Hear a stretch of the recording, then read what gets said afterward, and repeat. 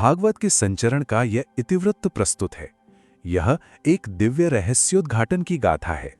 इस पवित्र आख्यान की संरचना 6 खंडों में की गई है। प्रथम खंड है अद्वैत रहस्योद्घाटन, द्वितीय तपस्वी आदर्श, तृतीय ज्ञेय युक्ति, चतुर्थ खंड समाधि का भेदन, पंचम महान संचरण और अंततः षष्ठम खंड भक्ति की विजय। इस इतिवृत्त का आरंभ उस आदि काल में होता है जब पावन सरस्वती नदी के तट पर शाम्याप्रास नाम का एक आश्रम स्थित था। उस आश्रम की मृदा, उसकी वायु, सब कुछ वेद मंत्रों की ऊर्जा से निरंतर स्पंदित रहता था। और वहीं उसी पवित्र भूमि पर एक दिव्य ज्ञान स्वयं को प्रकट कर चुका था और अपने योग्य पात्र की प्रतीक्षा कर रहा था।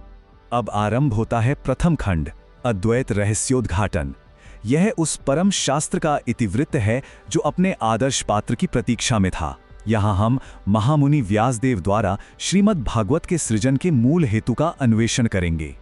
अपनी समाधि के चरमोत्कर्ष पर महामुनि व्यासदेव ने ब्रह्म सम्मित श्रीमद् भागवत महापुराण का सृजन किया।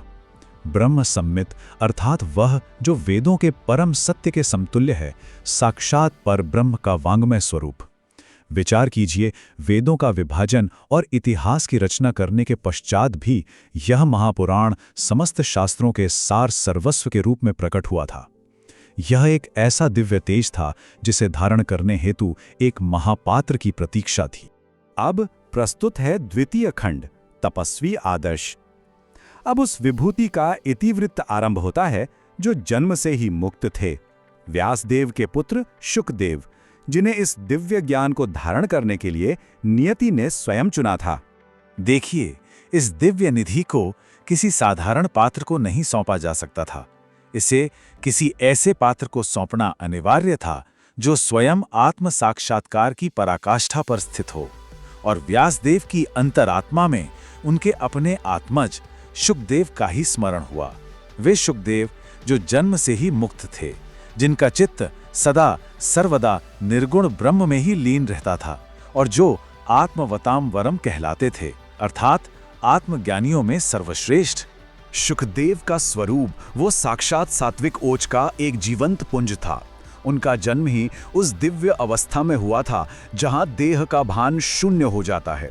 वे जन्म लेते ही निर्वस्त्र अवस्था में वन की ओर निकल पड़े, क्योंकि उनकी दृष्टि में वृक्ष, लताएं, पत्थर और प्राणी सब कुछ उसी एक परमात्मा का अभिन्न विस्तार थे।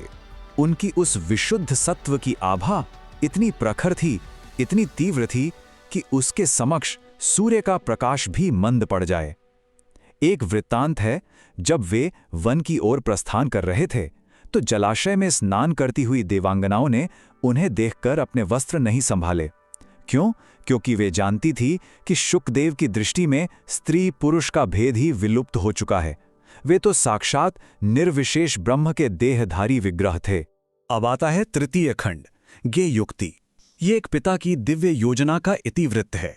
व्यासदेव को यह भली भांति ज्ञात था कि भागवत का सार केवल निर्विशेष ब्रह्म की शांति नहीं, बल्कि उससे भी परे सगुण ईश्वर के दिव्य प्रेम का अमृत है। अतः उन्होंने अपने ब्रह्मलीन पुत्र को इस अमृत की ओर आकर्षित करने के लिए एक अमोघ योजना रची। व्यासदेव ये जानते थे कि यदि शुकदेव जैसे ब्रह्मनिष्ठ महापुरुष को श्री कृष्ण की लीलाओं का रस प्राप्त हो गया तो फिर वे ही इस ग्रंथ को संसार में प्रतिष्ठित करने के लिए सर्वाधिक योग्य पात्र होंगे। इसी प्रयोजन से उन्होंने एक योजना रची। उन्होंने अपने शिष्यों को श्रीमद् भागवत के कुछ विशिष्ट श्लोक दिए जो भगवान के प्रशस्त रूप चरित्र यानी उनके दिव्य रूप और चरित्र का वर्णन करते थे, और फिर उन्हें उन वनों में जाकर सस्वर गान करने का आदेश दिया जहां शुकदेव जी ध्यानस्थ रहते थे। उन शिष्यों ने शुद्ध श्वेत कौशेय अंतरीय अर्थात श्वेत रेशमी वस्त्र धारण किए। उनके भाल पर गोपी चंदन का सात्विक ललाट चिन्ह यज्ञ अग्नि की दीप्ति के समान देदीप्यमान था। वे इस पवित्र अभियान को क्रियान्वित करने की तत्परता और शुचिता से पूर्णतः ओतप्रोत थे। और अब चतुर्थ खंड, समाधि का भेदन। यह उस निर्णायक क्षण का इतिवृत्त है जब दिव्य ध्वनि ने गहन मौन को भेदा और पवित्र श्लोकों ने शुकदेव की अखंड समाधि को विचलित करना आरंभ कर दिया। शिष्य उन सघन वनों में पहुंचे जहां सुखदेव समाधिस्थ थे, और वहां उन्होंने श्री कृष्ण के अद्भुत सौंदर्य का गान आरंभ किया।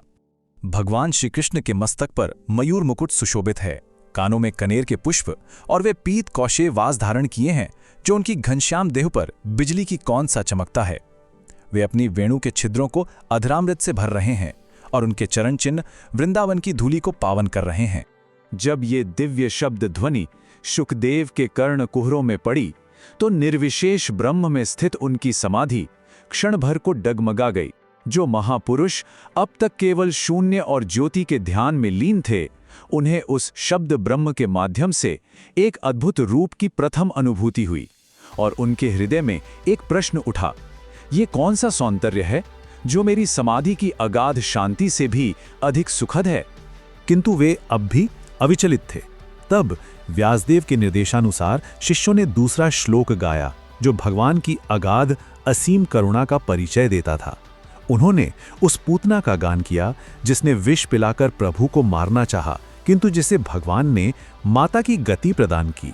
श्लोक की गूंज अहो बकीयम स्तनकालकूटम यह केवल एक श्लोक नहीं था, यह साक्षात अमोघ शक्ति का प्रहार था। जैसे ही सुखदेव ने सुना कि ईश्वर इतने कृपालु हैं कि अपने शत्रु को भी परम पद देते हैं, उनका वज्र कठोर ब्रह्मनिष्ठ हृदय मोम के समान पिघल गया। उनके नेत्रों से अश्रुओं की अविरल धारा बह चली। उन्होंने मन ही मन सोचा, अहो, उन कृपालु श्री कृष्ण के अतिरिक्त और कौन शरण देने योग्य है। बस यही वो क्षण था जब अद्वैत की स्थिरता द्वैत के रसमय प्रेम में सदा के लिए विलीन हो गई। अब प्रस्तुत है पंचम खंड, महान संचरण। ये सुखदेव के वन से अपने घर की ओर लौटने का इतिवृत्त है, जो अब किसी और कारण से नहीं बल्कि प्रभु की लीला कथाओं को सुनने की तीव्र लालसा से खिंचे चले आ रहे थे। जो सुखदेव किसी के रोके नहीं रुकते थे, वे स्वयं उन शिष्यों के समीप आए और उस ग्रंथ के विषय में पूछा। शिष्यों से यह जानकर कि इसके रचयिता उनके पिता व्यासदेव हैं, संसार को त्याग चुके सुखदेव उत्तम श्लोक श्री कृष्ण की लीलाओं को सुनने की लालसा में अपने पिता के आश्रम की ओर लौट पड़े। जब वे आश्रम पहुंचे तो उनके भाल पर ज्ञान की शुष्कता के स्थान पर भक्ति की आर्द्रता, भक्ति की नमी दमक रही थी। और यहीं से उस महान अध्यापन का आरंभ हुआ। व्यासदेव ने अपने आत्मनिष्ठ पुत्र को 18,000 श्लोकों का ये ज्ञान महासागर प्रदान किया। ये कोई साधारण शिक्षण नहीं था, ये तो ब्रह्म सम्मित तेज का एक सिद्ध पात्र से दूसरे सिद्ध पात्र में हस्तांतरण था। पिता गुरु बने और पुत्र शिष्य। सरस्वती के तट पर बैठकर शुकदेव ने एक ही आसन पर उस समस्त ज्ञान को आत्मसात करना आरंभ कर दिया। और अब षष्ठम एवं अंतिम खंड, भक्ति की विजय। ये समस्त ज्ञान वृक्ष के पके हुए फल का इतिवृत्त है, वो परम दार्शनिक सत्य जो इस दिव्य आदान प्रदान के द्वारा स्थापित हुआ। व्यासदेव ने शुकदेव को बताया कि ये पुराण निगम कल्प तरु का फल है। निगम कल्प तरु अर्थात वेदोरूपी कल्प वृक्ष का स्वतः गला हुआ फल। इसका अर्थ यह है कि इसमें ना तो छिलका है ना ही गुठली, केवल और केवल शुद्ध रस है। और शुकदेव ने इस रस को वैसे ही पिया जैसे चकोर चंद्रमा की किरणों का पान करता है। इस ज्ञान को ग्रहण करके उनका विशुद्ध सत्वमय स्वरूप अब श्री कृष्ण के प्रेम की लालिमा से रंजित हो गया था। उन्होंने ये गहनतम निष्कर्ष प्राप्त किया कि आत्मा का चरम लक्ष्य केवल मुक्त हो जाना नहीं है, बल्कि उस अनंत के प्रेम का आस्वादन करना है। ज्ञान तभी पूर्ण होता है जब वो भक्ति में परिणत हो जाए। इस संपूर्ण इतिवृत्त का अंतिम मर्म यही है कि वास्तविक विजय तब होती है जब स्व अर्थात मुक्ति का लक्ष्य पर अर्थात श्री कृष्ण की सेवा में विलीन हो जाए। शुकदेव का समाधि को त्यागना कोई पतन नहीं था, ये तो उस भ्रम पर विजय थी जो निर्गुण को ही अंतिम सत्य मानता था। ये आख्यान एक गहन प्रश्न हम सबके समक्ष रखता है। यदि शुकदेव जैसी पूर्णतः मुक्त आत्मा भी परमेश्वर के गुणों और उनकी लीलाओं के प्रति आकर्षित हो जाती है, तो फिर समस्त चेतना का अंतिम गंतव्य क्या होना चाहिए? यह प्रश्न हमें सभी आध्यात्मिक प्रयासों के अंतिम उद्देश्य के रूप में दिव्य प्रेम की सर्वोच्चता पर विचार करने हेतु प्रेरित करता है।